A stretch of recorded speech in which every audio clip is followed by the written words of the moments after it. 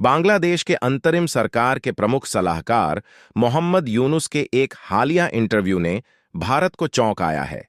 पिछले सप्ताह press trust of India के साथ एक इंटरव्यू में भारत से अपील की कि उनके यहां रहते हुए शेख हसीना राजनीतिक बयान न दे।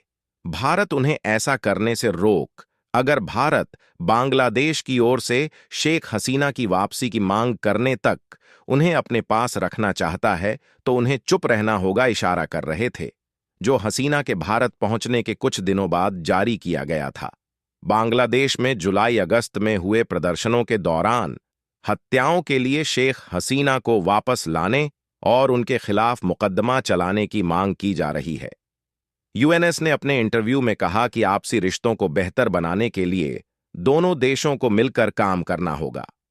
फिलहाल दोनों देशों के रिश्ते निचले स्तर पर है।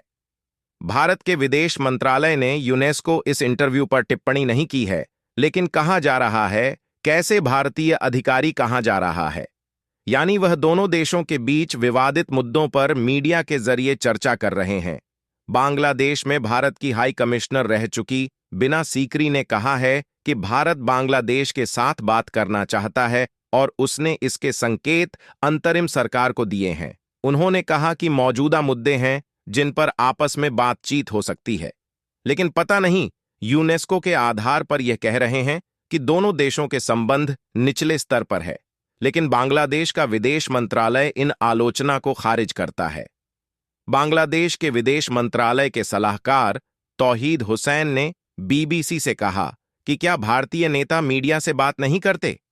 अगर डॉक्टर यूनुस से खास मुद्दों पर सवाल किए जाएंगे तो वह उन पर अपने विचार तो रखेंगे ही। अगर आप आलोचना पर ही उतरेंगे तो किसी भी चीज की आलोचना कर सकते हैं। हालांकि कुछ हफ्ते पहले मोहम्मद यूनुस और भारत के प्रधानमंत्री नरेंद्र मोदी के बीच टेलीफोन पर बात हुई थी, लेकिन बांग्लादेश और भारत के बीच मंत्री स्तर की अभी तक कोई बात नहीं हुई है।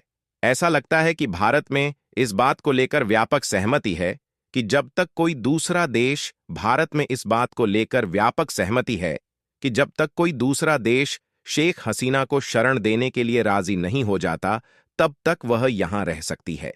हालांकि बांग्लादेश के इंटरनेशनल क्राइम ट्रिब्यूनल के नवनियुक्त मुख्य अभियोजक मोहम्मद ताजुल इस्लाम ने कहा है कि वह शेख हसीना को वापस लाने के लिए कदम उठाने जा रहे हैं ताकि उन पर यहां हुए प्रदर्शनों के दौरान हुई हत्याओं के लिए मुकदमा चलाया जा सके। लेकिन विशेषज्ञों का कहना है कि बांग्लादेश अगर औपचारिक अनुरोध करें तो भी हसीन को वापस लाना संभव नहीं दिख रहा। यूएनएस ने अपने इंटरव्यू में बांग्लादेश के विपक्षी दलों से संपर्क न करने के लिए भारत की आलोचना की है, लेकिन भारतीय विश्लेषण इत्तेफाक नहीं रखते हैं। दरअसल साल 2001 से 2006 के बीच बांग्लादेश नेशनलिस्ट पार्टी की गठबंधन वाली सरकार के दौरान भारत और बांग्लादेश के रिश्ते खराब हो गए थे।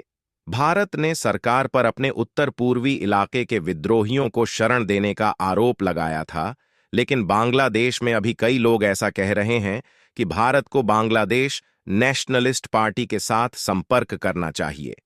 दूसरी ओर बांग्लादेश में चीनी राजदूत और यूरोपीय देशों के दूत बांग्लादेश नेशनलिस्ट पार्टी के नेताओं से लगातार मुलाकात कर रहे हैं।